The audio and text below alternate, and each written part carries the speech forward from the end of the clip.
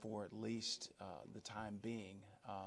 And then, of course, other school systems around the country, other entities are trying to be as proactive as they can by, especially in the business world, by having employees, if they feel like they may have the coronavirus, if they're exhibiting some of the symptoms, which is fever, respiratory issues, and other things, that they would prefer that they stay and work from home rather than come into the workplace. So there are a lot of different elements involved in this as we continue to cover the coronavirus outbreak in this country and around the world. Of course, more than 80,000 cases reported in China, as well as hundreds of deaths there. But it looks like we're just about ready to start. So I'm going to go ahead and let's go ahead and bring up the audio for Dr. Mackey.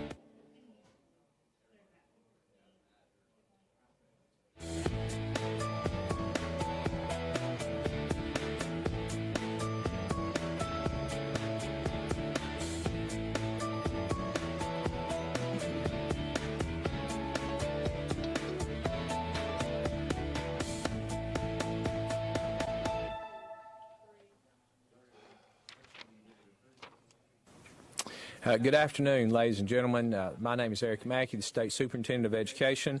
I want to say thank you to members of the public that have turned out this afternoon, certainly the media.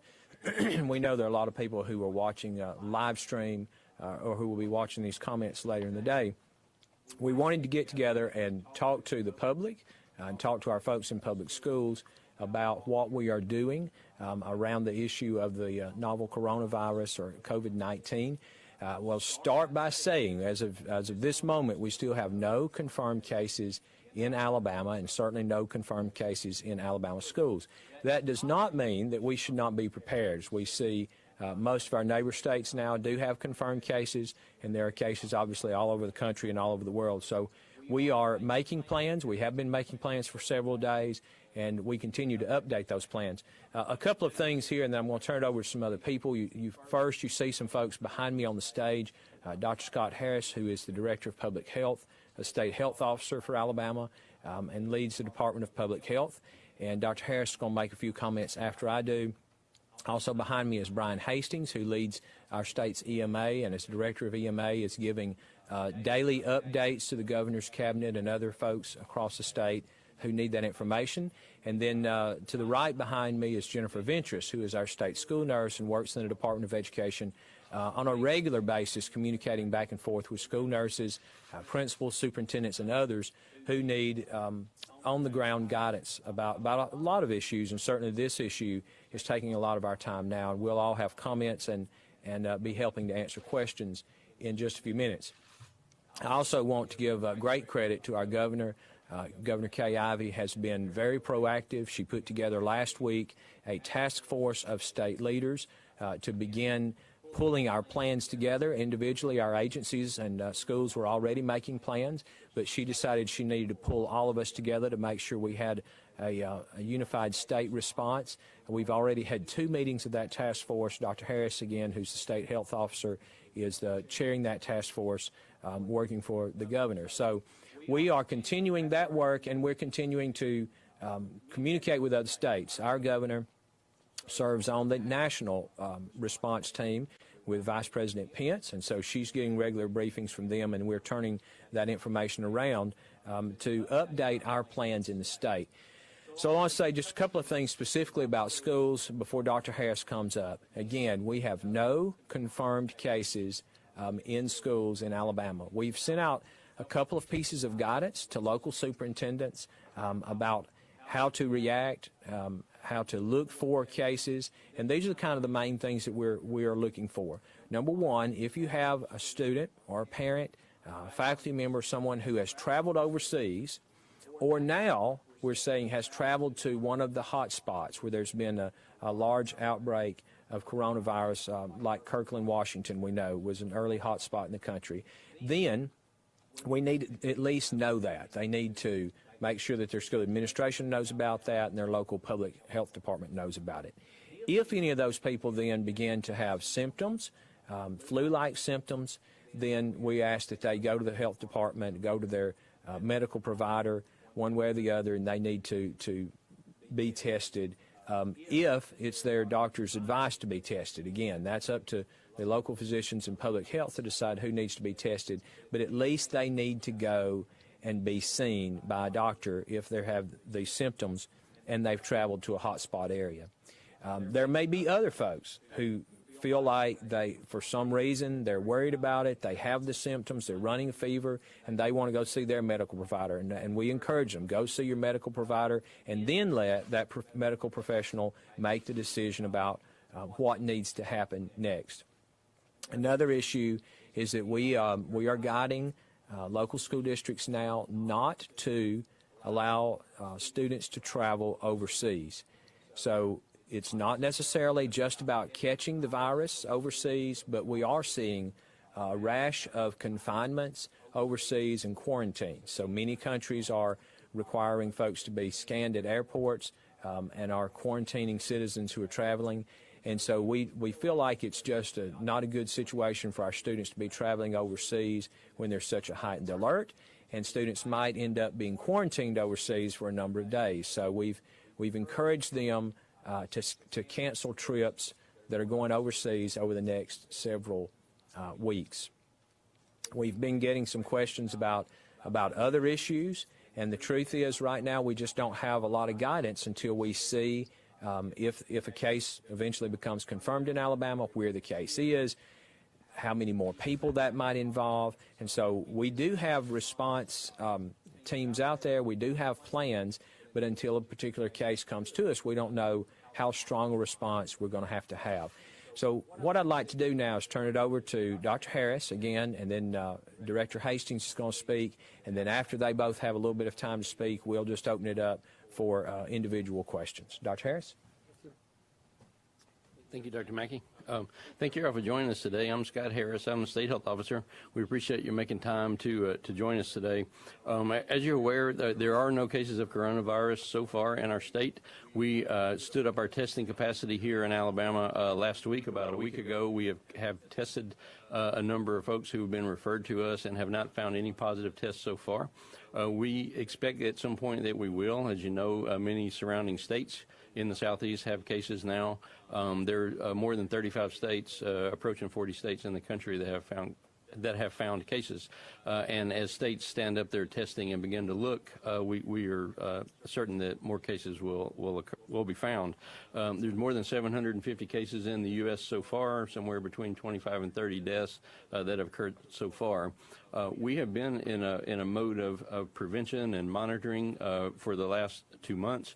We have been working with the Department of Education and appreciate Dr. Mackey and his team and the efforts that they've made with us to plan and prepare over the past several weeks. We believe that we have a good plan in place. We certainly understand that people are concerned and worried about the unknown. We have tried very hard to make sure that Alabama is prepared and that we have the appropriate measures to respond should that happen.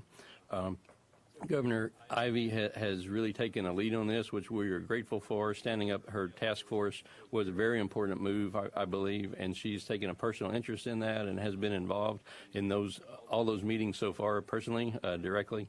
And so we certainly appreciate her interest and her support. We, as I mentioned, have been in a mode of preparedness and surveillance and monitoring at this point. We have monitored a number of people who have returned to Alabama from other states, more than 100 travelers who may have had some exposure to coronavirus. And so we make contact with those individuals when they return to the state. We advise them on how to monitor themselves and to seek care if they become ill. We check in with them daily, have them checking their temperatures a couple of times daily. And most of those travelers that we have monitored in that way have now completed monitoring and are thought not to have risk of disease. We continue to monitor a few more from time to time. What's changed in the past few weeks are the number of other countries that are seeing the disease. And so we have reached out to many other groups to assist us in the efforts to make sure that Alabama stays safe. For example, college students who are returning from overseas, in most cases, we're working through their student health programs at these institutions of higher education so that they can assist with making sure that these students isolate if appropriate or receive medical care if appropriate. I would like to add on to what Dr. Mackey mentioned earlier. If you have symptoms and believe that you're ill, we would ask you first to pick up the phone and call your provider, talk to them, describe your situation, and see if there's any risk that you might have for Crohn's disease or any reason your provider would want you to be tested. And this is really just a way that we have people who may actually be ill or may actually be at risk of transmitting the disease to avoid other groups of patients, showing up in an emergency department, for example, or showing up in a doctor's office, for example. So we have worked with providers every day. We get many, many calls a day from providers in the state who have questions about whether a person needs to be tested or not, and we are very proud of our capability in being able to handle that so far. I do have a message for those of you that are involved in our school systems. Just a few things to remember. I think many of you have been planning for this for weeks, but certainly this is a great time for you to review your emergency operations plan for an outbreak. Just in case this happens, you guys are probably used to doing this every year during flu season, and this is another time that we would request that you do that. This is a good time to talk to school children about hygiene, like you probably do all the time. But just remember good cough etiquette, good hand hygiene, washing and avoiding touching your face, covering your cough and sneeze. And really one of the most important pieces of advice we can give to parents and to teachers is have kids remain at home if they're sick. It's really important. As a parent myself, I understand that it's a lot easier for me to say that than for parents to do that.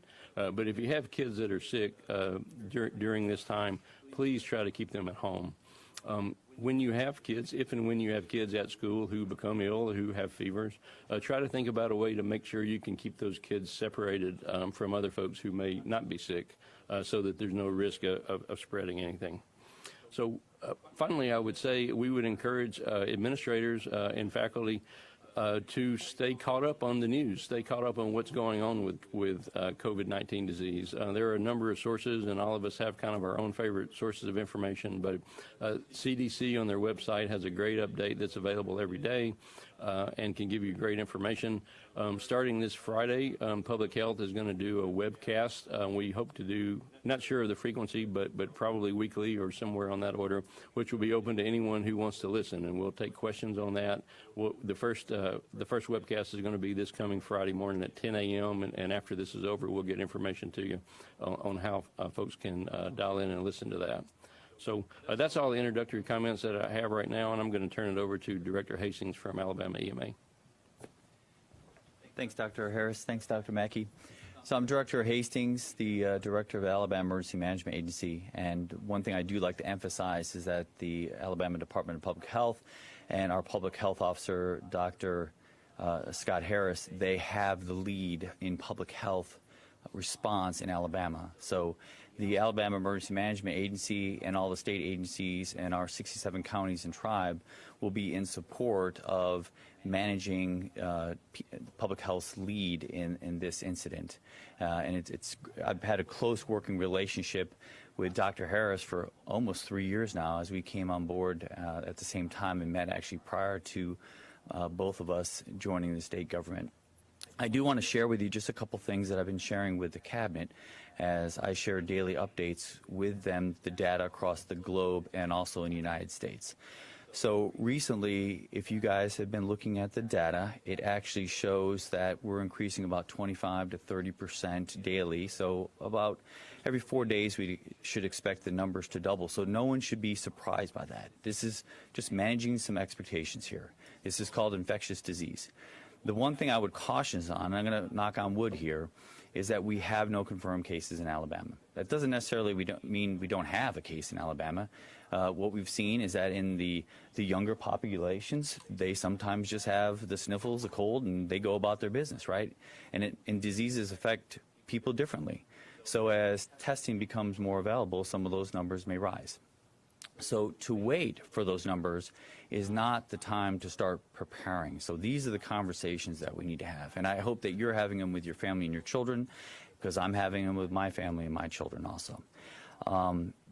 The one thing I wanted to also mention is that you'll hear in the news that from the data, and that most of the data is coming from outside the United States, and we do have some data in places like California, Washington, and recent unfortunate fatalities on the East Coast, is that this is really affecting the elderly.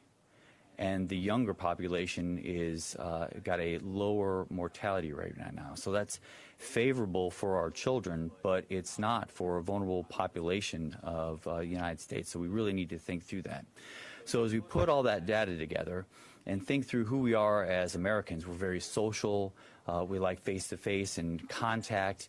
We need to think about how do we reduce the transmissivity of this disease. And it's the things that we should be doing all the time. It's just that we don't do it until there's something that's approaching a crisis. So if we do those things that Dr. Harris has said, and we've all talked about, is you wash your hands, you cover your cough, try to cover it with a napkin, a cloth, or you crux your elbow. Don't touch people's faces or your own faces. If you can, and you may have seen me earlier, just did an elbow or a knuckle, I'm not going to touch the pad of my hands and shake hands right now, and it's so uncomfortable. It is so hard not to shake someone's hand, especially in Alabama, because we're a handshaking state. That's what we do. So that personal hygiene is very important. The other thing that is important is our social and our professional hygiene. Whether you're going to conferences, how big are the rooms that you're going to? What's the closeness of this? Is it very dense? Are you washing and cleansing your workspaces? And this goes for everyone. This isn't just schools. This is in your home and our small businesses that may be susceptible to this. 70% of Alabama's economy is small businesses. Are we thinking through this? And the task force, one of the things that we're supposed to do is think through the interconnectedness and the cascading effects of something, right? What happens if a school shuts down? Where do those kids go, right? Okay, so then where does mom and dad go? Are they going to work? And then what do the businesses do? And so these are the things that we just need to think through. Just take some time and think through and ask the questions, because it's sometimes those questions, not knowing the answer, but knowing what questions to ask, which leads to a really interesting solution.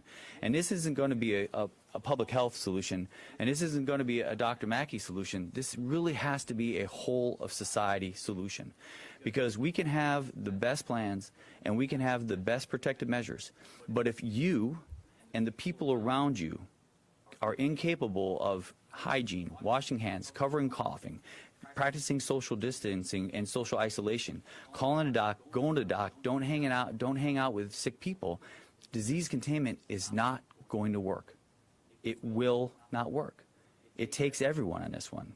So the guidance that's given out, we need to really think about those good habits and instill them in ourselves, the people around us, and model that behavior that we need. Because if you do non-pharmaceutical measures well, you can reduce the transmissivity of an infectious disease 15 to 20%. That is significant. Why is that important for all of us here? Is you're hearing talk right now on the media that some of the medical systems are being overwhelmed, locally and maybe regionally, right? If we can slow the transmission down and spread that out over a longer period of time, you won't have these huge spikes like we had in 2018 with the flu, when we had to declare a public health emergency and a state of emergency because our hospitals were filled. And it wasn't necessarily the hospitals filled were sick people, the doctors and the nurses were sick, so the whole system was just struggling, and we had to go to alternative standards of care. So if this, we're in this together. So we need everyone's help, and if we all do our part, I think we're going to fare very well. And I'm just very fortunate that we have leadership, we have a good cabinet, people are talking, we're thinking, and we're so fortunate that we don't have confirmed cases right now. We have some time, but we have to act. We have to think and plan. It's a whole society effort. Thank you. Thank you. Again, thank you, Director Hastings and Dr. Harris, for your comments and for your help and for your partnership in doing this. As Dr. Harris mentioned, he and I have been talking now for many weeks about this and making our plans and working together. And Director Hastings and I have been working together, too, on this and on other things. And we appreciate him taking time out when he's got weather to monitor, too, to join us today. So with that, I know there's probably lots of specific questions from the media, and we'll take questions. And Dr. Sibley, would you help me just kind of organize the questions as we go around. Absolutely. Well, the thing here is there's a mic in the air, so you don't have to hand around your individual mic. We'll, if it's okay, just go from left Start to with right. this side? Okay. Start with this side of the room. How many people have been tested for corona so far, and then what's the status of our capability to test for it? Sure. Yeah, I'll be glad to address that. The number is it's changing frequently, and so I don't know exactly, but still less than 20 so far since we started our testing last week. I think the first tests we did were on Thursday of last week. You may remember 2 Thursdays ago in the United States there were 7 total labs testing, state labs that were testing, and then by the end of last week there were about 47 labs testing. So most states, including Alabama, really came online last week. So we have something less than 20, I don't know exactly, but we're handling dozens of phone calls a day for people who are inquiring about testing. In terms of the capability, we believe if we had everyone up to speed, fully trained, everything completely ready to go, we could do 150 tests a day. Probably there's not a need for that at this time, and we have plenty of capacity now to handle the ones that we're doing. So. What is the protocol on who gets a test? Do you test for flu first? And do you test for flu first and then strep and then move to coronavirus, or is there a... Sure. It's a long answer.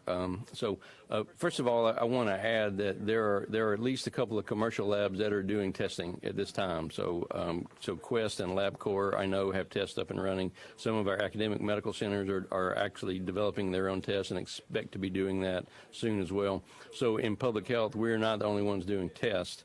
As far as criteria for testing with those labs, that's between a provider and those labs, I guess.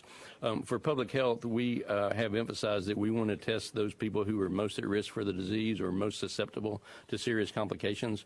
The average person in Alabama doesn't need a test. People who do not have symptoms at all, in almost all cases, do not need a test. The rare exception to that has been people coming from cruise ships that were infected, and the federal government was trying to determine whether someone was infected before they transferred them around the country. So those are really the only asymptomatic people who have been tested or really should be tested. Our criteria in public health have a series of clinical criteria, including fever or cough or shortness of breath, and then they either have to be someone coming from one of these level 3 countries where transmission is actively going on, or they have to be someone who's exposed to a known case, either a close contact or a family member or a healthcare worker. Or in some cases, we will test symptomatic people who are at high risk for the disease, such as older people or people that have chronic health problems. We are also testing hospitalized patients who meet these criteria, who are sick enough to be hospitalized, and who have had everything else ruled out. And of course, ruling out everything is part of a clinical workup that a provider would do, and we don't tell them exactly how to do that. But I would say, generally speaking, that involves culturing them for the routine things that cause lung infections, or performing PCR tests on the sputum looking for pathogens that can do that. If all those tests are negative and someone is still ill in the hospital, then we will test that patient according to our criteria as well. Trish. Trish Crane with AL.com. So a couple of questions about schools directly. First of all, you mentioned emergency operation plans. Are schools expected to have in their emergency operation plans plans for outbreaks of infectious disease? Is that one of those categories? Yes. And so schools do have plans in their emergency operation plans for what to do in the case of an outbreak. But, those need to be updated. And so what we've been encouraging them is to update those plans, to look and make sure that, for instance, the people they have to contact, all those things are in place. And we've asked schools, superintendents, or we've directed them not to let us know if they get a positive case, even though we would be getting that notification through the health department. We would like to make sure we get as fast a message as possible. So if they find out that there's a confirmed case of a student or a faculty member or a staff member, then we want to know that immediately and then proceed to helping them make a decision about what to do next in that situation. Okay, and as a follow-up If what kind of guidance are you giving to schools? A couple are out on spring break this week, and we're talking about K-12 schools. A couple more next week, the last week of March. Everybody's out. What are you giving? What are you telling them about? Should we do our travels for spring break? Should we go on field trips? Are these local decisions? Sure, that's a good decision. Good question. Those are local decisions right now. So we have only recommended that they cancel travel overseas. Travel within the state and even travel outside the state, as long as they're within the United States, we've not recommended canceling travel. Local school boards can do that if they want to. But the caveat to that is depending on where you're going. So obviously if there's a trip that's planned to an area that has a known outbreak or is a hot spot, or there are now a couple of places in the country where there have been declared specific states of emergency, and those communities have been kind of locked down. So if that's the case, then we would say don't travel to that area. But that right now is only guidance we've given. And I want to emphasize that is subject to change because this is changing daily. We are getting more information, obviously, as has been stated already, from both within the United States and overseas. And so as this changes, that could change. So an example of that is 2 weeks ago, we were not recommending to cancel overseas travel. But as more and more countries were starting to quarantine both their own citizens and international travelers, and we decided it'd be better not to put our students in that kind of a risk. And let me say this, so spring break, we do have a couple of schools out this week, a few out next week. I think there are 8 school systems about that are out next week. The week after that, the week of the 22nd, 90% of the K-12 students in the state will be on spring break that week. And then there are a couple of others that will be the week after. So we have somebody on spring break every week in the month of March. But the vast majority, over 90%, are out during the week of March the 22nd. A couple of questions. We'll start here and then we'll go right here to WSM. Yes, Dr. Harris, the level of testing in Alabama I know remains comparatively low to many other states. From my understanding, the protocol would be that a person would go to a physician or doctor, they would do some sort of evaluation and then request the coronavirus testing from ADPH. Has ADPH denied any requests from physicians for COVID-19 testing? We've had requests that just weren't appropriate candidates for testing, yes. So we've had I can't begin to tell you how many calls daily, and the large majority of those calls are really requests and information. Providers are new to how we perform these tests and who's a candidate for those, and so most of those calls have just been explaining who is a valid candidate and who is not for testing. But most people in Alabama at this time actually don't need testing. We understand why people are concerned and want to answer the question of whether they need to be tested. But at this time, there's not community transmission that we're aware of in the state. So asymptomatic people, which is always going to be most people, don't need to be tested. So calls about people that have no symptoms at all and no other risk factor are not ones that we're going to be approving for testing. What's the turnaround time from the time you can get the test to the time that you have a result? Same day at the moment, or maybe if it came in late on the day, it might be the next morning, but essentially just a few hours. And I do have a question for Dr. Mackey. Looking far ahead, is it the school or district's decision to close in the event they do have some sort of outbreak locally, or is that the state's decision, and what is that threshold? That's an excellent question, and that decision will be made in conjunction with our department and the Department of Public Health. So the direction we sent to superintendents last week was that for them not to close schools or to cancel major events without checking with us first. And so we're following protocol with the Department of Public Health. So, again, I'll have to preface this answer with there are no confirmed cases in Alabama. But if there were a confirmed case of a student or a teacher or staff member, somebody who worked in a school, this is how we would handle that. We would close that school for 24 to 48 hours. and then assess the situation. So that's where public health comes in. They do an assessment, so they find out that person that has tested positive, about their family members, about their travel, about how many people they are around. Do they work in just one school, or would this be an itinerant teacher who might be in multiple schools during the day? And so those things, during that 24 to 48 hours, we would assess those things and make a decision about whether that school needed to be closed for a longer period or not. Or if, and again, big ifs here, but if in the case that there was an itinerant teacher, let's say, who went to 3 or 4 different schools during the day, then we might make a decision to close a cluster of schools. And those are the things that there's just not a flow chart, yes or no, but those decisions would be made in conjunction with, obviously, the local superintendent, our department, and the Department of Public Health, but they should not be made in isolation. And then we would have to, if there's a case and in a school, then obviously we have to go out from there and see, was this person maybe were they a softball player, and if so, then are there implications for other teams that they've played? And we just have to ask those questions when we get there. So I think the thing we want to emphasize today is we've talked about all that, and we have plans for how we would handle that. But I think to the direct answer to your question is that would be a decision made between our 2 departments and working in conjunction with that local school superintendent. Like you guys said, the elderly population is more vulnerable to the virus. What precautions are we taking with nursing homes here in Alabama? Good question, Dr. Harris. Sure.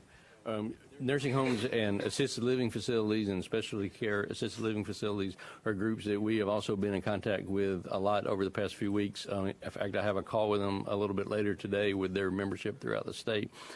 We have worked really closely on how to develop ways to make sure that their residents stay safe.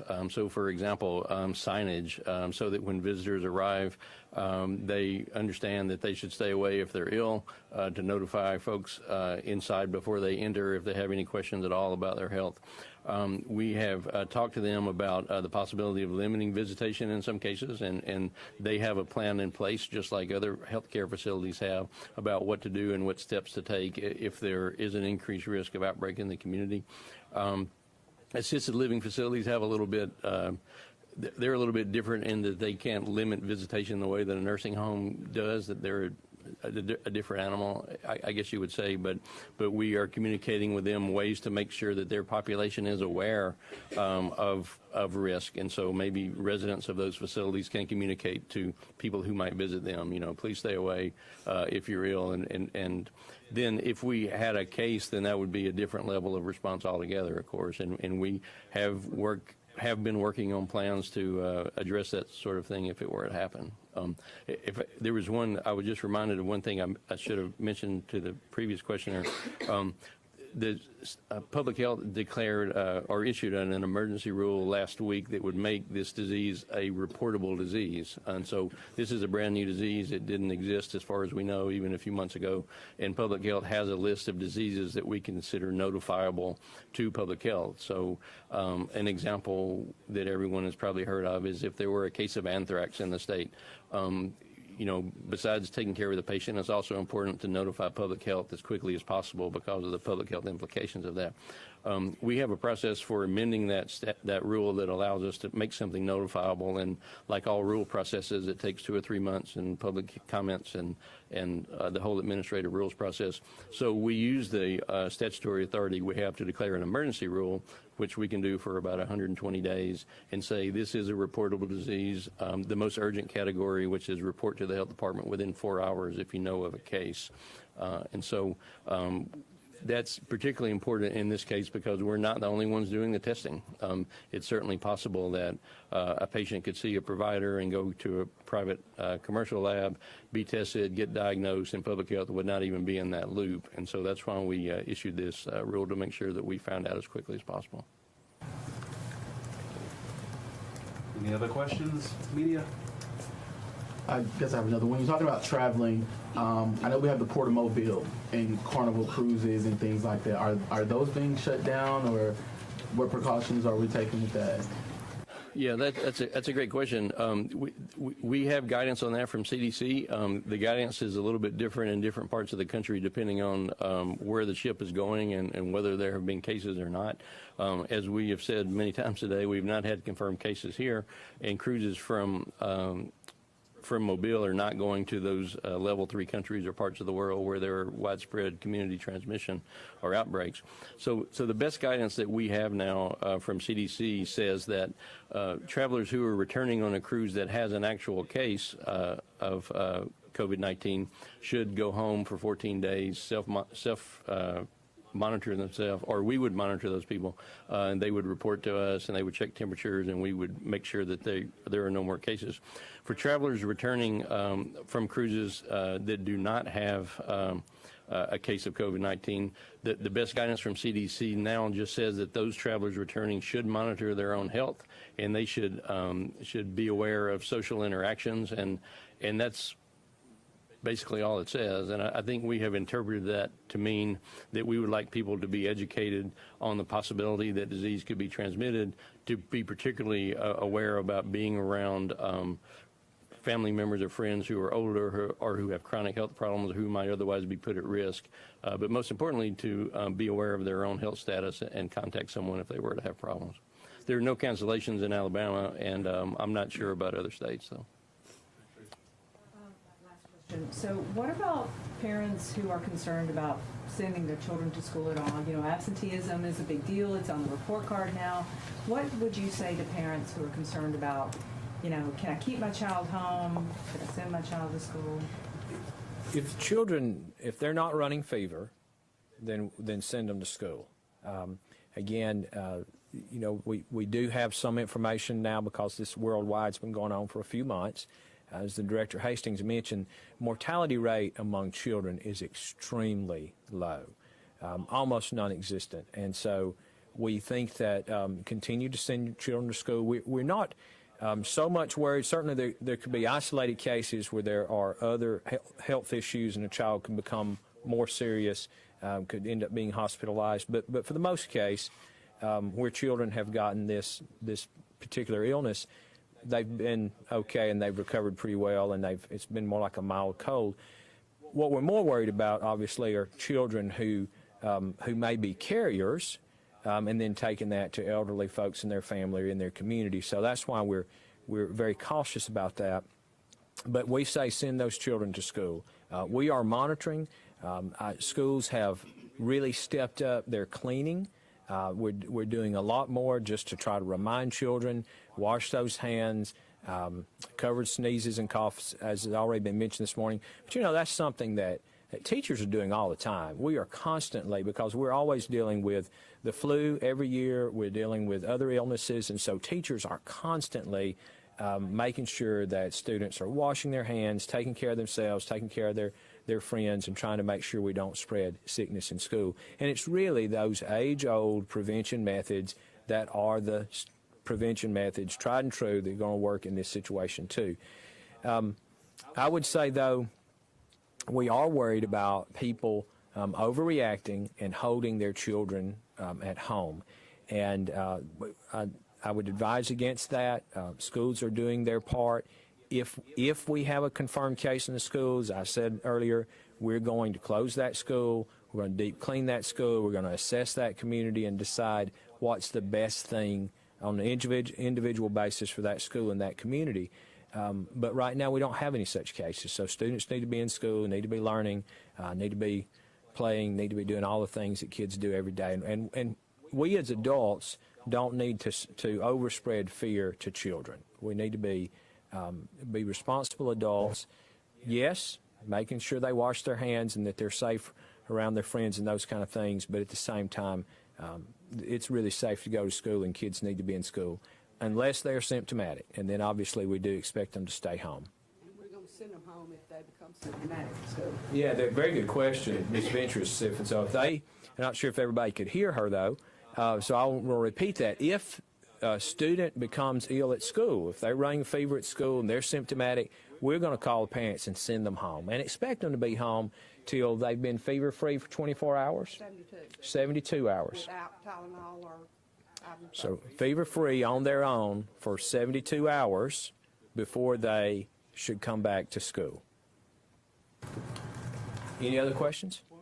One more about traveling. When we're talking about traveling, if we do get a case here in Alabama, will we cut off rest areas on highways and things of that? Not school travel. I don't know about that. I think the answer to that is that decision hasn't been made. We certainly have talked about how we might respond, and what our state has developed is really an incremental response depending on the situation. So an isolated case would merit one level of response, or local transmission within a family or in a small area might lend itself to a more stringent response. If we have widespread, transmission throughout the state or throughout the country, then that's obviously a different level of response altogether. Many states that are having community spread now have begun to limit large gatherings of people or certain types of social interactions. There have been some parts of the country that have canceled a concert here or rescheduled conferences there. And so I think all those are possibilities depending on the level of response that will be required. So.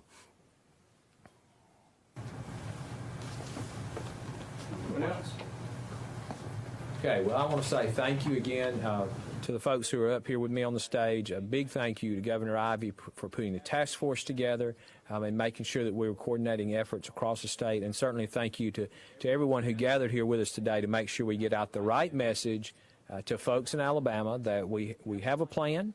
We're monitoring the situation closely. Schools are working closely with one another, with our department, with the Department of Public Health. Please, please, please, parents, make sure those students are washing hands, covering coughs, covering sneezes, those kind of things. If they're symptomatic, keep them at home. And if you have issues and you have symptoms and you believe that a person in your family might be infected, then call your health care provider first. Before you go see them, call your health care provider and let them give you advice on what to do next. And again, thank you all for being here today.